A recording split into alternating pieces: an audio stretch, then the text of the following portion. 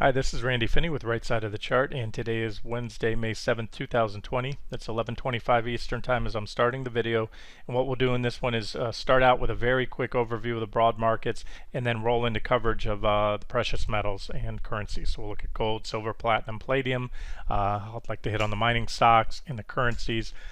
This is the second draft. The other video I went into pretty extensively, and I want to try to streamline that one. That one ran about 40 minutes, so if I can get this one, shave at least 10 minutes off this video and cover everything that I did, that'd be great. So I'm going to just fly through this, and not much new to report. I just figured I'd start out with the broad markets because that's what people seem to be most interested in.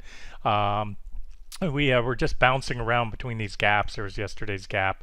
Yesterday, remember, at the end of the day, we entered the gap, and in one fell swoop, we backfilled it, and then today we ran up right up to where we were at yesterday, which is the top of the gap from Friday, right there. That's Friday's gap, and that's resistance. So again, these levels have not changed. Yesterday we closed right on support, nearly perfect gap backfill on that last final 60-minute candle in the close, 283.90. Bears want to see that level go to open the door to more downside, and bulls, of course, want to see that 289.11 level go, which is again Friday's gap, as well as some other reactions. And so that's it. Those are the near-term levels to watch. An upside pop, as long as it's just a marginal pop above and then a reversal, isn't going to really change anything technically. It would be a breakout, but if it fails, which I still suspect it would if we even get it, because of the very clear and strong divergences. But then again, the bigger picture is this. Do not forget, we're in a 3-week plus sideways trading range, and we're really just chopping around. We are closer to the top of the range, so we certainly have to watch for that breakout right now. I mentioned taking out yesterday's lows to open the door to more downside, but the big level here to the downside is 273.39. That's really to me the most significant level, and if and when that goes, which I still suspect it would, that would open the door for probably a relatively quick move down to at least that first target, followed by stair stepping our way down to those additional targets. So plenty of work to be done, but more so in maybe in time than in price. We'll see. As far as price goes, we're only from the top of this sideways range at 289-ish level down to 273.40 or so. You're only talking about 5.5%. So volatility expands. It could happen quick. Otherwise, just expect more of the same for now until we get a definitive break of those levels. QQQ, nothing's changed. We had a extension of the divergences yesterday, marginal new high ever so slightly today, and as I said, all that would do is serve to extend the existing divergences, which it's done right now. So we have a little minor trend line here to watch, and then the charts of the futures I posted this morning. NQ, I'll zoom in a little tighter. Let's first look at that blue trend line is probably most significant. It comes all the way back here from early April. There's that trend line, well defined, breakdown back test number 2, 3, and 4 today. Nothing new. We're just wedging up. The divergences are still intact. We had divergence last night when I did the end of day close. We had broken that level there, but remember we had hit, let me zoom in a little tighter. As I said, then we hit parked right on 89.56-ish support and held that support level. So that's a big level. It still needs to go. We broke down below this minor wedge after the back test, rolling over. But again, for the bearish case, you need to see another move back down there and a break, a solid break, meaning a solid 60-minute close or a big red candle down through 89.56. And bulls are getting close to that previous high. But again, you have these divergences which say even if we test it or break it, anytime soon, you're still going to have a divergent high, which increases the chances that any pop marginal new high above there will fail. So we'll just watch those. And ES, of course, the S&P 500 futures, just tapping on that same level. That's that 2882.75-ish level. 1, 2, 3 failures now. That was last night. We took out yesterday. That trend line had an impulsive move down. hit that, almost hit that 28.1950 support I had there, just reversed a hair above it, and then we're setting up in this trend line. So although I had NQ above that trend line I showed you this morning, remember, trade them both. NQ broke down, but the reason you don't see any impulsive follow through is because ES so far has held it right there at an intra-candle break, closed right back on it, and we're back on it now. And so we're kind of dancing between, as I said this morning, support, meaning these uptrend lines, and resistance right there. And as I said earlier today, any new high, if we pop this level, which at this point it almost looks like we will, being that we're holding this trend line, it's simply going to extend or give us the extend the previous divergences that were already in place, increasing the odds that any breakout here will be a bull trap. Bulls will see that as bullish. You know, and on face value it is. Any break above there, I have to say that. But if it fails, which this tells me that's, you know, the higher chance that it will, then that would be a bull trap, especially if we could fall back above 28.82. So that's those levels I'm looking at right there. So this is kind of the range. Keep that bearish scenario alive. Anything much more than that, you know, up here takes out these divergences, and that certainly doesn't help the bearish case. But as of now, that's what we're looking at. Resistance is resistance until unless taken out. And also remember, you do have a reaction high here. It's about 28.90. So like I said, if they pop it here, you're going to have some stops popped. That's almost a guarantee that there's a lot of shorts with stops here and longs with buy stop orders, which means they're, you know, triggered to buy and get in if it pops that level. So you know, the odds would favor if we get anywhere close to that previous high. Probably going to pop it, run those stops, and then that's what I'll be watching for, a reversal there, and then a break of the trend line like that, and a break below the 280-275 level. If you were to get that, then that would set the stage for a nice move down, because that would be, like I said, a failed breakout. Okay, now let's look at the precious metals. We'll start out here with the big one, gold. Gold remains an official trade. We've traded gold, you know, long and short many times, mostly long. You know, been longer term bullish on gold for quite a while. Maintain, you know, it has been and still is in a bull market. And so last official long entry was right here, 139.12. Bought it right off here off this pullback to support that 136.37 level. Hit our first, second, and third targets, and we have a fourth target up here, which is currently the final target. Maybe I'll extend that if and when it gets close to that level. We'll see. But the levels to watch right now is, you know, I'm going to get to the 60-minute charts. A little triangle pattern going on gold, GLD, and gold futures right now, and that's it. So we need to see which way this one breaks.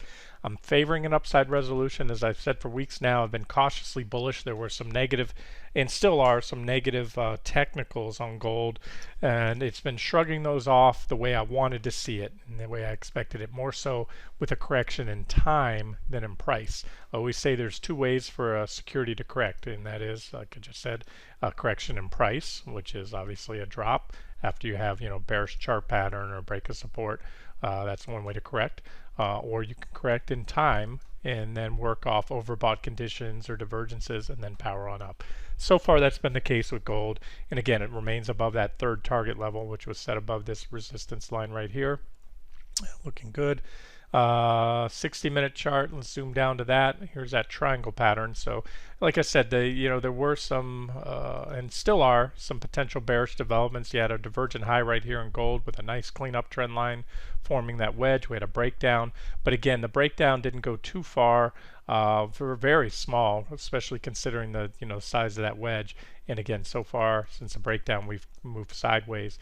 And so the key levels to watch right now are this 60-minute triangle pattern here, which I also just drew on the daily.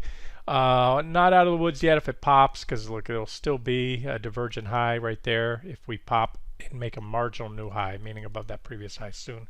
However, the way these the PPO is, it's flattening out here on the zero line. The divergence that usually gives you the correction is when you have clean separation like this. You have a peak and then a drop and another clean peak in the MACD. When you get in these triangle patterns, things flatten out, and those divergences tend to not play out as well. But we'll see. They are divergent, so I have to point it out. I would be remiss not to. And so, we'll be, like I said, I'm cautiously bullish. We pop up here in reverse, and it's potential for a bear trap, just like I showed you on the indexes.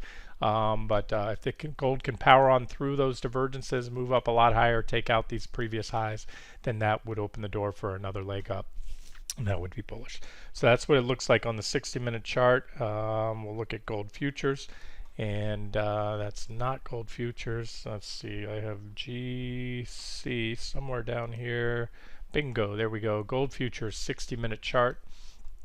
If I don't mention the time frame and the symbol are up here, this shows a 2-month period, hourly candles, and there's that same symmetrical triangle pattern we're watching, or nearly symmetrical, right there and there. So this is what I favor. But again, as I always say, resistance is resistance until unless taken out. Symmetrical triangle patterns are typically indecision patterns, but if it breaks the upside, some consider those continuation patterns. And the trend leading up to this triangle pattern obviously was bullish. So therefore, if it's going to prove to be a continuation pattern, look for a breakout here. That's what I favor. Break above there, as well as confirmation on the dollar and euro, which I'm going to get to in a second, should take us up to my next target here, first target at 1728.02, followed by a likely reaction, then a move up here to 1759 right there. And any break above there, although you do have the previous reaction high to contend with, I think that'd be pretty darn bullish and open the door for maybe a much bigger leg up. So that's my near-term preferred scenario. Again, convictions aren't so strong because they were in the triangle pattern, and we need the stock market. It would really help to see the stock market finally break down and give gold that flight to safety bid that it often catches. Otherwise, if the stock market powers through its divergences that I just covered and takes out all the support or resistance levels above, you could see a downside break of this pattern. So you need to respect that.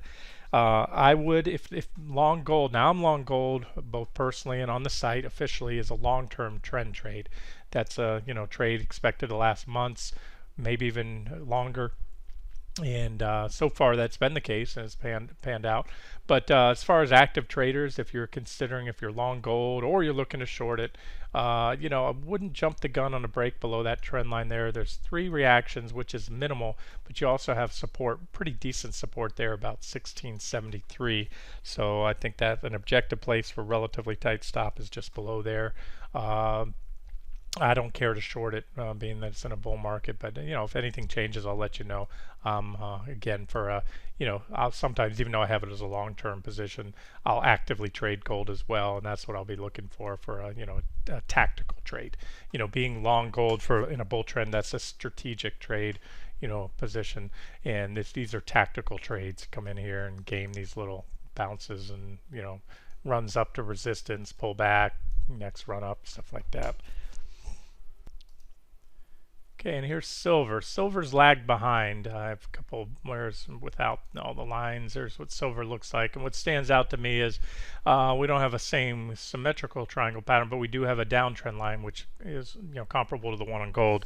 Silver's lagged up quite a bit. When you look at gold, again, you're looking at silver here, well down off its 2020 highs and the 2019 highs, whereas gold, you can see, is powering on up and not far off its multi-year highs right here. And so there's people will watch the silver to gold ratio, and I pointed out in the past too, when we've had periods where silver was lagging behind gold, and we even the last time around, and we were able to make some trades on the silver mining stocks back here. Remember, we caught this one with a lot, stating that I expected silver to outperform gold and the silver mining stocks, and that was the case. So you look for those opportunities. Now, silver, like gold, silver is both a precious metal and an industrial metal. A lot of industrial applications. So right now the market's been rallying on expectations it's just going to keep going up because the economy is coming back online. I'm a believer that most, if not all, of that's already priced in. We knew that the economy would come back online. I don't care if Corona never went away or went away completely.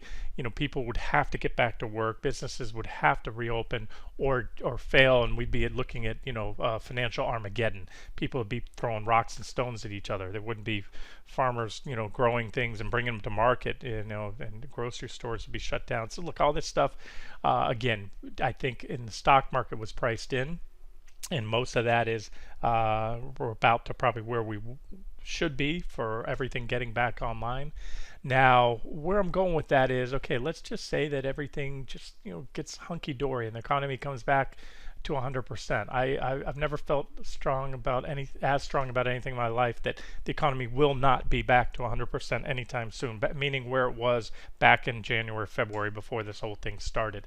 At best, we get back to, a certain percentage of where we're at, but there's just so many things that are broken. You're not going to see crowded planes, crowded baseball stadiums, crowded concerts and all that, and crowded restaurants for quite a while.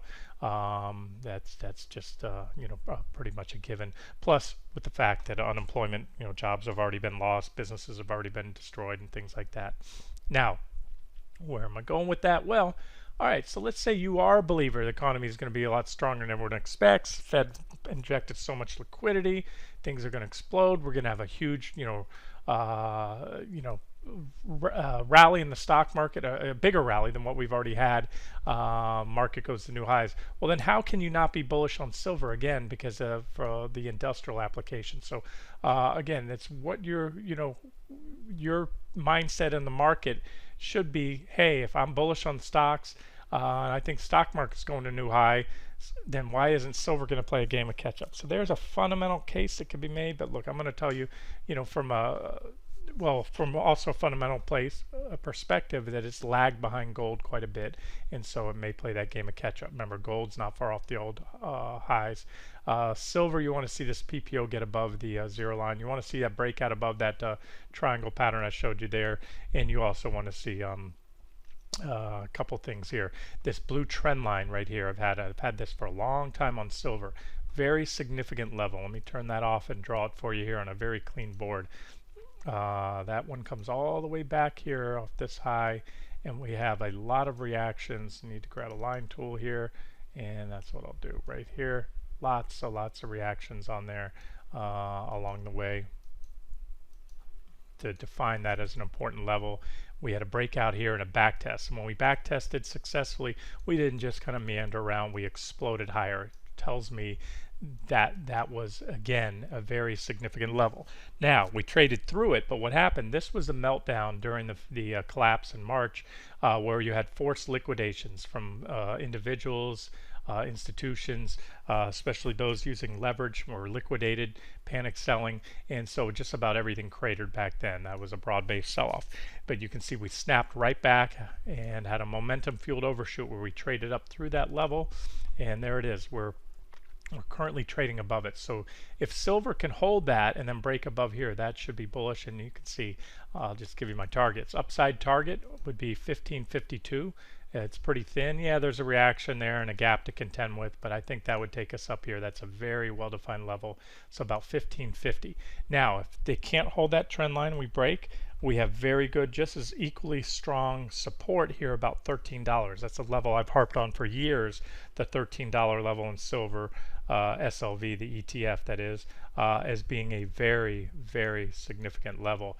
And again, yes, we broke it recently, but that was in the panic selling, and we snapped right back above it. That was liquidation, forced selling, and we regained it, held that level, successfully tested it there. So again, these are the two most important levels. Bear scenario, if we pull back, I can tell you that would be an objective long. I can't promise it holds, but if you get there, and then if we can break out and rally up, then that would be a logical target, especially for active traders to book profits, maybe even reverse to a short, and and we'll see what the charts look like. Maybe get back in and wait to position for a breakout. So those are the levels to watch on SLV, and if you trade futures, then SI is your instrument here. And you can see probably the most important level I have is support about 1474 right here, and that's just below. And you can see we're popping above. There's not a hard resistance level, but rough resistance around 1525 right here or so. There's all the lines. You can see all the reactions along the way, and we're starting to clear that. And that opens the door for a move up here to 1584. That's my next resistance / target level, and then if and when that gets taken out, 1654. maybe all the way up here to 1773. So those are your levels, and it's looking good right now. Wash, rinse, repeat kind of stuff. You can see my chart. You can see all these divergent highs. Divergence in itself isn't a sell signal, but you look for a trend line break. There's a little wedge. A lot of times you get these price channels. And so that's where these trends come from. Again, negative divergence, correction. Negative divergence, correction. Positive divergence at the lows with a trend line break right here. That started this next uptrend. Even during the uptrend, which was defined by this trend line, you had smaller patterns, a little falling wedge with positive divergence, and then boom, your buy signal, your breakout.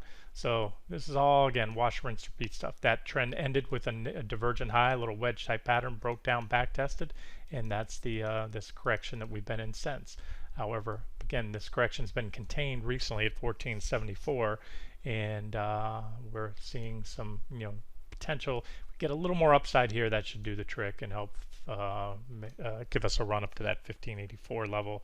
And again, if and when that's taken out, 1654 and maybe 1773. I'm not going to spend much time on platinum. That's the ETF is PPLT, but I can, because I don't have a very strong opinion, but I can tell you it's not in a very good technical posture. And overall, I'm bearish on platinum, despite being bullish on gold, and like I said, cautiously bullish on gold and silver. They're precious metals. They also have industrial applications, but the reason is platinum and palladium are used primarily or largely in emissions control, and I think the automotive industry is obviously a lot of production's been shut down recently with coronavirus, but I think we probably have seen a top in the cycle for auto sales. You can do a Google search on auto and light truck sales. You'll get charts from companies or sites like macrotrends.net. Look at a long-term historical chart. You'll see that auto sales have been at, for the last couple of years, up at the high end of the range where they peaked at before the previous couple recessions, and then have started to now fall off a cliff, just like they did back then when those right before those other recessions started. So what does all that mean? Well, less cars being built, less demand for platinum and palladium, and and from a technical perspective, it's pretty clear to me. I have a downtrend line here. I had a little triangle pattern right here, you can see. We broke above it back then, that was bullish, put in a divergent high, and that was all she wrote. Started correcting, big impulsive move down on the flagpole, bear flag pattern. We broke down, had the meltdown. But the thing is, so now at this point, we've come back up. We have a confluence of resistance. Those two trend lines extended, coming in together here, plus some price resistance right there tells me that platinum has a wall of resistance, a lot like the stock market. I think, again, we got the initial snapback rally just like the stock market, and I feel very good. Although I'm not short platinum, I'm short palladium. I feel, if I was short platinum, and the way I feel about palladium and my equity shorts is, I think worst case we grind around. There's there's a lot of significant overhead resistance, and a very, very strong fundamental case can be made that we probably have seen most of the snapback recovery rally, and that at worst will probably platinum and the stock market will be dead money trades here for a while, and then we'll head back down. So that's my outlook on it. I just can't that's strategic positioning if I were to be in this one. But it's tactically or near term, I don't see a good entry or for a long or a short. PALL, different story. That is an official trade on the site, just like gold. And here's an example of where I'm officially and personally long one precious metal and short another. Long gold, which is very profitable. Our trade already, we've hit our third target and we're above it. And this one, we've hit our second target. We're already up about 20. It's dropped. We shorted it here. The entry wasn't a break below 207, which was just below. We had a resistance level there around that 210 level. So from 207, I think it was about 20% right there. If I measure down, yeah, we're already about 20% profitable on this trade, and I think we're only about half. Well, I can tell you we're only halfway to my next target. That'd be about a 40% profit if and when T3 is hit, which I expect. And like I said, I've lowered the stops at this one at this point. That's guaranteeing at least a small profit if stopped out. And the reason it's so high, you can most certainly set a lower stop if you want, but this I can promise you, if you're in this trade with me with palladium PA futures or PALL, and you're running a tight 1, 2, 3% trailing stop, good luck. Leave it on if that's your thing, but you're almost certainly going to be stopped out. I mean, if I'm telling you that, unless you put that stop today or yesterday, you've already been stopped out. Why? Because palladium is a volatile metal, very volatile, and it's going to move up and down. You're going to have to allow 10 plus percent stop allowances if you're trying to capture that 40% or plus downside target. I've gone over charts in the past, showed you the cycles are typically 70% or more once the cycle turns. And the automotive cycle, the bull market in palladium, and prices tend to drop 70% or more. So I very well may extend the additional target. What from a technical perspective, what do we need to do? Well, remember, we just hit the second target, which was set right here just above this resistance level, and that is, like I say, resistance, or I'm sorry, support level, guys, when you hit it from above. Support is support until unless broken. It was a reaction high there, or yeah, reaction high. It was a reaction low tested there. We gapped through it there, and we're having another reaction on it, which is typical. That's why we have multiple targets. And so we need to take that level out. A solid break below that level should open the door to a move down here. Could be in one fell swoop. Sometimes we get that. Palladium, that's the way it moves. It has these jerky, erratic moves. It'll kind of sit here, and then all of a sudden, boom, a big move up. Some consolidated here for a while, and then boom, drop down and gap down below what was our previous first target right here. And that's why T1 says 179.86. If you have a buy to cover order to cover your short trade at 191.55 and it gaps down below that, buy to cover limit orders get filled at your limit price or better, never worse, at or better. So when palladium PALL opened the next day at 179.86, you would have been pleasantly surprised instead of filling at 191.55 because it never traded at 191.55. It went right through there. You would have been filled around that opening price of 179.86. So that's how that works.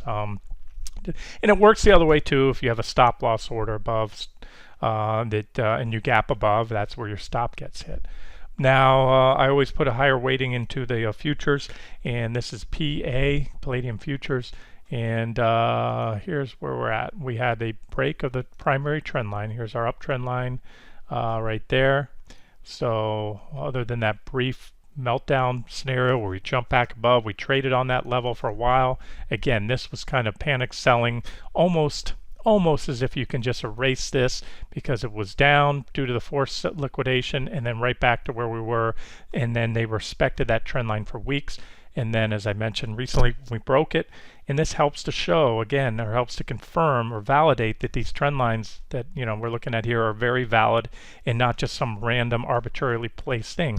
We traded on it for weeks, and when we broke it, we didn't limp down below it, and that's again the nature of palladium. We had a boom, huge move down to my 1773 target. I had that there in advance, hit it to the button, bounced, and we came back here, rallied back up to the downtrend line right there. You can see, and back tested the primary trend line as well. So that's where that rally stopped. So far, so good. Now, whether we bounce again, if we do, then we'll watch the trend line as the first resistance. 211.16 is still a big level, and that's really, I don't want to see us get much above that level. If we do, there is a trend line. The primary trend line could be back tested once more. The ideal scenario would have us contained any bounce right here above here, and of course, regardless of what happens, whether we bounce or not, a solid break below 1770 should open the door up to move down to the next targets here, especially you can see them 1574 and then 1379. And here's GDX, the gold mining ETF. Very, very strong run again. Just a lot of forced selling, liquidation, all that stuff, and it snapped back strong. But again, it wasn't random. You had a big divergent high right here, negative divergence at that high, and that also was fuel for that drop. It just happened fast. Now, like gold, the miners have been recovering, and they've actually done even better. Why? Well, there's two tailwinds for a trade on the miners right now.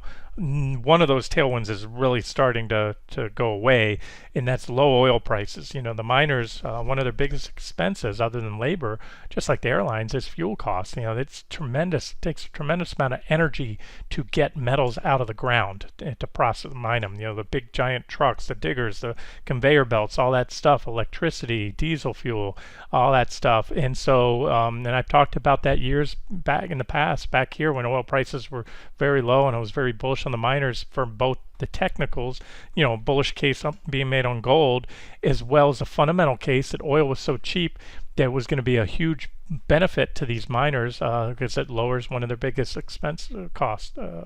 And there it is. So a big run. Now, where we're at now, would I chase them here? Like gold, I'm cautiously bullish. Let me show you what's on the weekly chart. We have this potential divergence, and again, only potential. It's not even close to being confirmed because this is a momentum indicator. Both of these are, and they're pointing higher, and they could continue higher. Right there. You need to turn down, and if they do turn down soon, you will have divergent high, and you might have a false breakout. But what's happened is we took out this key 3152 resistance level. Again, this is a weekly chart, goes back years. Big level, multiple failures and a breakout. So that is right now bullish on face value as long as it sticks, but it would certainly be a lot nicer if we didn't have the big divergence right there. So now what it may do, just like gold, I should have mentioned this if I didn't. I know I did in the previous video I recorded. See, this thing is gold, you have this divergence on the weekly as well, and that's what's, you know, also, you know, keeping me cautiously bullish. But what may happen is, number one, the divergence could be burned out, and that would be great for the bullish case. But we could also go up, hit my target. You know, that final target on, or the next target on the gold daily chart. It's also it coincides with this 173-ish, 174 resistance. That's those three peaks right after that bull market blow off top, and back in 2011, you had 3 reactions there. Okay, I had to take a phone call there. Where was I? So yeah, anyways, we could burn through that. It could play out before then. That would obviously not be good if we start to play out for another correction. Now remember, we already had a divergent high here, and it was pointed out at the time, and that was that big drop there, and that's where we reloaded. We got back into gold. You know, it was cautious, took profits before, didn't want to be long with that divergent high. So that's played out, but again, we've extended the divergence. Now, where I was going with this is, you know, a bullish case here followed by a bearish case could be you know, continued thrust up. Would certainly help to see the stock market take a leg down, get that flight to safety bid, get us out at our next and final target, and then if the charts tell us and these divergences are still in place, turn around and reverse to a short on gold.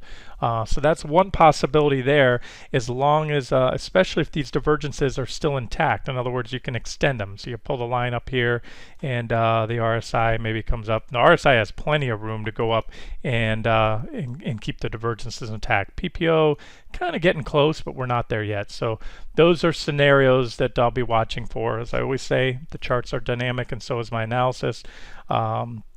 Finally, let me just touch on the currencies real quick. Probably the most important is the US dollar. So we're going to look at dollar futures here.